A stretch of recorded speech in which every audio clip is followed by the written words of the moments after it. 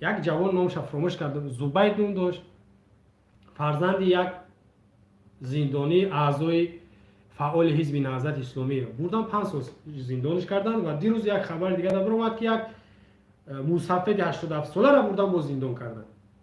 این هم اعضای حزب نهضت اسلامی. خب اینجا من یک چیز میگم که هر نفری که تاجیکی گپ میزنه، شهروند تاجیکستان، پاسپورت تاجیکی داره، در تاجیکستان زندگی میکنه، حتی تاجیکی هم گپ نزنه، شهروند تاجیکستان باشه، او دیگه گروه بازیش یک طرف. او شهروند تاجیکستان، ما حق داریم که در کاری که مثلا مشکلی در پیش میاد، یک بلا به سرش میاد، دستگیریش بکنیم. اقلا به زبان، با مبلغ یا که با جان و دل یا که نمیدونم با جسم نتونیم، با زبان میتونیم. با زبان هر یک تایم شما میتونیم. نگاه کنید برای چی زندان کردن او جوانه و این مصفده. او 4 سال پیش من میگم گفتم که رحمانوف نه با جوانا نه با پیرانسال با هیچ کار هم نمیکنه. شیخ تیمور بدکو اونا زندانش کرد با گرفت کشتش. به رحمانه کشتش. دیدن این به رحمه. تماما نمیفهم مسئولیت چیه، انسانیت چیه. این نمیفهم. یا را زندان کردن سببش همین بود است که یا با عائله های نفرایی که از طرف حزب نهضت بودن یا که فعالاش اعضاش زندان شده بودن، با عائله های ما کمک میکرده بودن.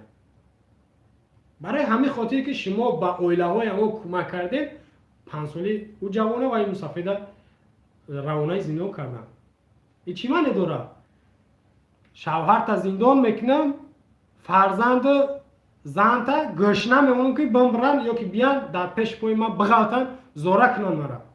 زورک نه که پیشوای ملت مرا ببخش، شوهر مرا ببخش یا که مرا نام بده. این هم یه هدف شد.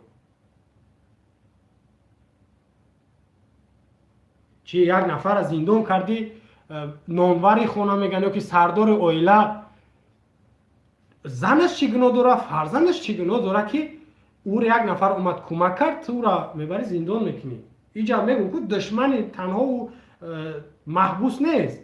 اینجا دشمن نمو فرزنده و نمو حتی اولاد شد. از امینا بعضیش شاید اولاداش هم میبرن میشنونه که شما شاید با طریق تلفن باید صحبت میکنید که پنهانی او را کمک میکنید. انا جنبه به مسئولیتی ما و شما بدونید یک چیز ما پیشنهاد میکنیم هموطنان گرامی که صدقه میگیم که من بهترین صدقه را در انمی زندانیایی که سیاسی ان یا که با تاریخ دیگه بگم زندانیایی که نفرایی که به خاطر مردم شیشتن، حتی نفرش که بگناه هم شیشتگی باشن، این هم یاد از صدقه کردن. اگر بتونن به داخل زندان به اون شخص را نتونن، عائله های نمیار از صدقه کردن، کمک کردن، خیر کردن که بالاتر این نفرایی که آزادن فقیرن که کم بغل صدقه شون میکنید، ثوابش بالاتره. شما حق هم دارین، حق دارین که نمی حق در گردن شما مسئولیتی بغیر از اینکه دفاعشون کردن نمیتونین و به خاطر شما شیشتن. این همه از گپ زده استم مسئولیت های برای ما خیلی مسئول است میکنم که گپ زده استم و ایرم با خاطر گپ زده استم که ما ایامو ظالم نجات بیابیم. ما تنها نه یا که تو تنها، همه نجات بیابه. انا برای همین صدقه بهترین ما همین را میفهمم و توصیه هم همین را میکنم که عائله های امورا، فرزندای امورا کمک کنید. کسی که میتونه صدقه بهترینه. در اینجا حق نداشت رحمانوف که ایو را زندان کنه. یک بیچاره که یک به پدر حساب میخونه، یک همو شهروند تاجیکستان کمک کرده. چی اینجا حق نداشت را زندان کنه. اینجا باید رحمانوف خود داشت وقتی یک نفر از زندان میکنی فکر نمیکنی که کودک او چی میخواد، زن او در چه حالت قرار میگیره، عائله او اینا فکر نمیکنی.